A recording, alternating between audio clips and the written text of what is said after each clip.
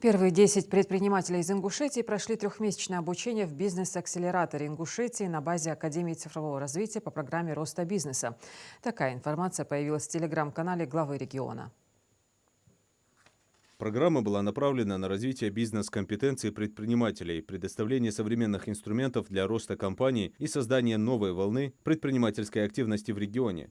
Участники работали под руководством опытных наставников, которые помогали структурировать проекты, ставить цели и находить эффективные решения. В финале они представили свои достижения перед экспертным жюри и получили рекомендации для дальнейшего роста. Вчера мы только мечтать могли о таких проектах, как Академия цифрового развития и бизнес-акселератор. Они требуют больших вложений и профессиональных кадровых ресурсов. У нас не было ни того, ни другого. Но Михаил Гуцериев и группа «Сафмар» взяли на себя все вопросы, связанные с реализацией данного проекта.